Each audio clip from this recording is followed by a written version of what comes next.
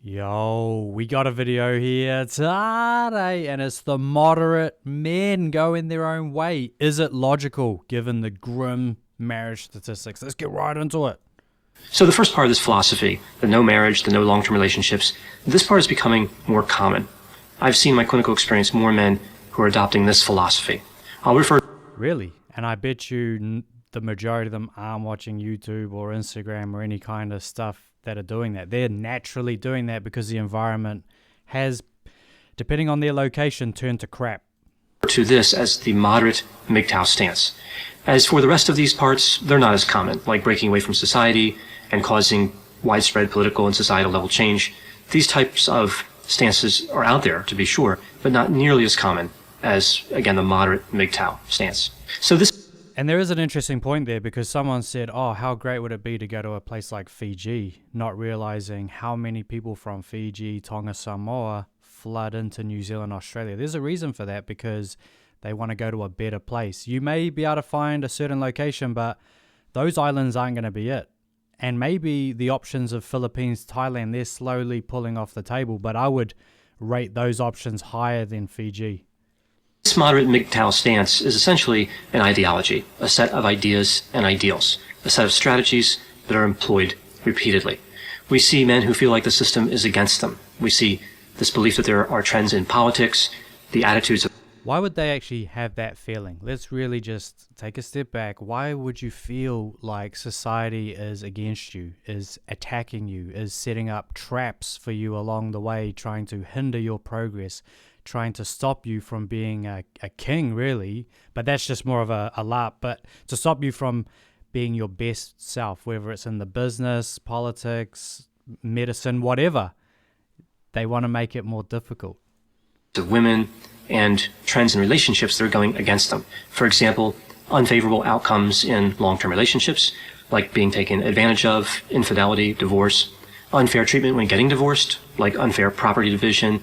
We see alimony, child support, unfair treatment by law enforcement when there's an accusation of intimate partner violence or other crimes. So even without watching these videos, you might just have this in your own life. You get to look at reality for yourself. You don't need to be told what reality is, which is already a ridiculous concept to begin with. Ideology says that false accusations are common and they tend to be believed. The accusers tend to be believed, even if there's not evidence to support it. So again, with this moderate stance, these individuals typically aren't... That's why that hashtag was so dangerous, the believe all ladies. That's a dangerous hashtag. I mean, there was the book, The Boy Who Cried Wolf. Eventually, when you lie too many times, that's it. That's who you are now. Active in advocating that other people behave in the same way that they behave. They're not trying to convince people of their ideology. Rather, they view themselves as simply making a decision to protect themselves, to avoid romantic relationships with women, especially long-term relationships. From my clinical experience, I've often seen this... It can really just be summed up guarding your own wallets. Like, you've got 100% financial control. You're not getting told to buy the latest Gucci bag or to go to some Rihanna concert. You've got all the control of your finance. As a fairly quiet decision. Men adopting this particular stance typically do not seek attention. They've quietly made this decision to live a life without romance. So a number of questions can arise from this idea of moderate MGTOW. Is this strategy logical? Are men really better off with this strategy? Do they accumulate more wealth? Are they happier? I should have cashed in if I wanted to get married about 10 years ago. There was at least, say, 3. They're married now. They've stayed married. That was under like a religious sort of groundwork. I don't have those same options now because the religious groundwork isn't even there. Youth aren't into that kind of stuff. It's a very old kind of environment. It's not set up for young single adults in these major cities, these large metropolitan. With this strategy than men that don't use it? Do the benefits of this ideology outweigh the costs? Do women fare better in divorce than men? This is kind of a foundational piece to this ideology. Are men who adopt this ideology reacting to a few bad experiences, or are these experiences common to all men or to most men? And some are. I never had that true heartache that, oh, I wish that happened. Like I just said, I just shared earlier, there was 3 potential suitors, and if that's where I was in life, that's who I should have married.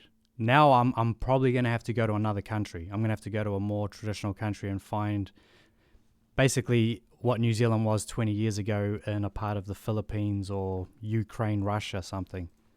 Can this strategy be maintained over a long period of time? So many men can adopt this position, and it might last for several months or even a few years. But what about the long term? Well, we don't have a lot of research on MGTOW, but we do have research around topics that seem important to this ideology, like divorce.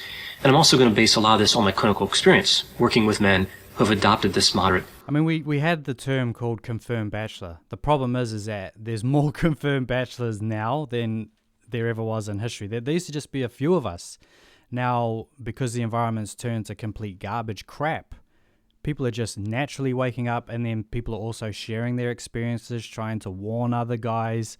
I mean, what is that even called when a guy wants to warn a younger lion about the dangers of the world? What do you even call that? I guess terrorism. Stance. So I'll do my best to answer these questions. Of course, this is just really my opinion for the most part. So starting out here with the first question, is this strategy logical? Are men really better off with it? I would say for some men, they probably are better off with the strategy. If someone really values their freedom, independence, wealth, alone time, if someone doesn't want to have responsibilities. So basically, guys value all of that. It's just the balance of, can you find that feminine woman that wants to be a mother, grandmother, and then still get your cash, because you've got to be the breadwinner, bottom line. Then I suppose avoiding long-term relationships would help to meet those specific goals. For the majority of men, though, I simply don't see enough evidence that supports that this is a reasonable strategy. I think there's this idea among those with the moderate stance and the other stances of MGTOW that most men are oblivious to this life of peace that they could live if they would just choose to avoid romantic relationships. But I agree. In general, people should be getting married, having kids, all of that. The problem is where are they going to do that? Are they going to be doing it in America, UK, Canada, Australia, New Zealand? It's getting harder and harder to do it in those countries. That's why people talk about, just fly to whatever country, go fly to some island somewhere. But then what happens 20 years from now, guys? Your children in that new location in the Philippines and Fiji, wherever it may be, now the cell phone and the culture that's taken over that place. And then where do we fly to next, guys? That becomes a problem, this idea that we can just keep flying away from our problems. But the reality is that most men realize that this is a possibility. Most men realize that they could stop being in romantic relationships, yet they still choose to be in these types of relationships. Now, I can appreciate how many men don't realize how bad things could turn out. Like in family court, they don't realize how devastating divorces are both financially and emotionally. Certainly both men and women would benefit from more knowledge about how relationships can turn out. I'm just going to say the idea of marriage is not a popular thing right now. Even the ladies are making excuses on not getting married, and it really benefits them the most. And when they're saying, I could lose money when they don't even have the money yet, I don't even know what's going through their mindset. They go bad. I don't think this is unique to men. So how about the question of accumulating more wealth? Does this strategy lead to more wealth accumulation? Well, I would think that all things being equal, a man or a woman who works and lives alone can probably accumulate more wealth than they would if they were married and had children, simply because of the high cost of raising children and, of course, the risk. I love that talking point. Got to have that talking point, right? The high cost of raising children. It's so expensive to put clothes on their back and food in their belly, right? It is expensive when you're putting Nike gear on them and getting them the $2,000 iPhone. Why is that the fear tactic, right? Why don't you just come out and say it? You're anti-human whenever you bring up that topic, because I've been to the Philippines. People have 12 kids there, and they have less money than us by a lot. So some people just say, F all the nonsense, F all the propaganda, I want to have kids. Now, I don't agree with the 12 kids in the Philippines, but they are still able to comfortably have 4, 5, 6 kids actually over there. Of divorce. How about this question around women faring better in divorce than men? So there's this idea in the MGTOW philosophy that when a divorce occurs, women do okay and men disproportionately suffer. Well, to answer this question, we have to look at some of the research on subjective measures of well-being on this topic. And what we see here from the research literature is that men are more vulnerable to short-term consequences of divorce. So they tend not to do as well immediately after a divorce.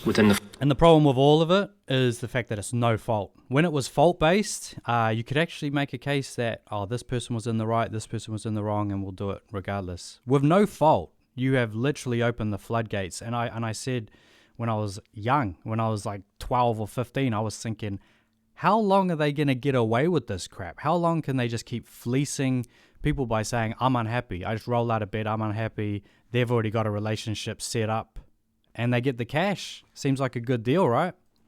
First 6 months or so.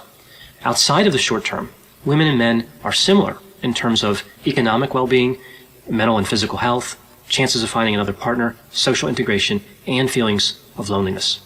One area where there is a large difference between the genders over the long run would be that women have greater losses in household income and a greater increase in the risk of poverty as a result of divorce. So, No. Let's say they don't get divorced. Now, let's go down the sliding door path of I do a career, she does a career. We have different bodies. One of us has a lot more testosterone than others. One is potentially autistic and just wants to do a task for 20 hours straight. And I'm ready to go, just like pure engineer mode. One wants to go to the dance, to learn ballet and everything else. They want to have a bit more of a balanced lifestyle. And that's where the money changes, is that one person is sacrificing his hobby, sacrificing the balance to just be a master of his craft, while the other person is a bit more sociable, wants to hang out with family and friends. Overall, these findings suggest that men's disproportionate strain of divorce is transient, whereas for women, it's chronic. So this really doesn't support a lot of what we see in this MGTOW ideology. The science doesn't support it. Moving on to the next question, this is the one related to are men just reacting to a few bad experiences? Well, the likelihood that any marriage will end in divorce is about 50%. Second marriages fail 65% of the time, and third marriages fail 70% of the time. And also, if you marry someone that's got a full 4-year degree, maybe does a postmasters, all that kind of crap, it goes up to about 93%. So I'd potentially marry a high school sweetheart and roll the dice. And most people would agree that divorces are devastating in many ways. So I can appreciate how someone can evaluate the avoiding of relationships as positive. There's a good statistical argument that can be made here for both men and women that marriages and long-term relationships often end in a way that neither party intended nor wanted. Even though 50% of marriages do not end in divorce, 70 to 80% of people who stay in marriages are unhappy. Grim statistics, to be sure. A number of marriages end because of disagreement. How grim is that? Even the ones that are sticking it out, a bunch of them kind of hate each other, kind of can't stand each other. They're not basically even friends. They're just roommates that don't even get along, which can be awkward. Like anyone that's been around roommates that you don't like, if there's only 2 of you in the house, it's a problem. When there's 5 of you in the house, you can kind of mix and match with the rest of the household. It's still not a good environment. Agreements about money and physical intimacy. Some of these problems can be avoided if the couple had sought counseling before marriage and let strong emotions settle down before getting married. Personality factors actually explain a lot of somebody's financial and romantic behavior. So a counselor could help with a situation like this. But of course, the majority of people do not seek counseling before they get married. And even when people... Yep. Partly because they're lazy and partly because it costs money. I mean, how much money do you think people got?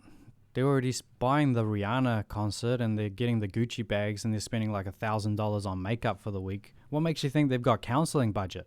People do. That doesn't necessarily mean their marriage is divorce-proof. Nothing like that. Counseling can help somewhat, certainly, but it's no guarantee that people are going to stay together. So moving on to the next question.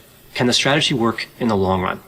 So again, I've talked about how men can adopt this philosophy, this ideology. I'll just say straight up, some guys aren't built for the long haul. That's why it's good to just have your break, get your head collected, get your physical in shape, get your financial in shape, and maybe go back on the market in a better position. Because the lone wolf, the whatever you want to call it, not everyone is built for that. Some people do. Most people actually want to interact with humans, have physical touch, all of that thing. And apply it for several months, maybe even several years. But is it really sustainable? Well, of course, there will always be exceptions. There'll be people that can make this work. But generally speaking, I have not seen this as a successful strategy for most men. There's a lot of emotional, cognitive, philosophical, societal, theological, and biological reasons that people want long-term partners. It's not something that men can just simply turn off. I actually disagree with that sort of structure, long-term partners. No, I think some people want to have children, want to have some seed left behind when they leave this earth. It's not about this partner equal. Because if you don't have kids, I don't really see the point. I mean, sure, you can have these little flings, do the Netflix and chill, ride CC Town.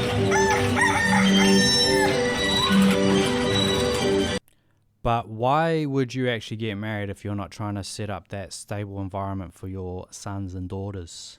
I want to know. Tell me below. I've seen a number of men unhappy in marriage. I've also seen just as many women unhappy in marriage. Marriage is a sacrifice. Other long-term relationships are too. The idea that marriage will bring a man or a woman happiness, as I mentioned before, just isn't really statistically a realistic assumption. We know that in terms of happiness, people who stay married or remain single tend to be the most happy, right? So people who are divorced tend to be the least happy. Not many people want to enter into a relationship with the philosophy that they're going to have to sacrifice for another person. It's a really unpopular concept. That's why it's a wide-ranging concept. You've got the monk that doesn't get involved with this stuff, and then you've still got the person that dates and goes to the bars and goes to the Rihanna concerts. They're just not cohabitating and getting married. And if they meet someone that ticks the boxes, I guess they're open to it. So that's the range. And people don't like that. They like to say, oh, well, people that do this, they just don't talk to women. It's like some of us still have sisters and nieces and stuff, and we're not just completely a-holes to everybody. Go into a relationship to give more than you receive? That doesn't seem fair. And fairness, of course, is a major theme that we see in this moderate MGTOW stance, and in a lot of stances that involve not wanting to be in long-term relationships. When both people in a marriage or in a long-term relationship have the mentality of giving more than they receive, well, that's really how successful marriages are formed. So some final thoughts here on the moderate MGTOW stance. Well, basically, you need reciprocation. That's what feels sort of gratifying in a relationship, is that you're both giving gifts. You're both giving love. It's not just feeling like one-way nagtown or whatever you want to call it. But anyway, gents, we're going to leave it there. As always, thoughts, comments, below. And hit that like on the way out. It takes 1.5 seconds. And who hasn't hit that subscribe button? Who hasn't hit the subscribe button? Because I'm going to have to start IPing people. I'm going to have to start searching you up and sending you emails. Put you on an email list and say, what's going on? Hit that sub. And we'll see you on the next one. Peace out.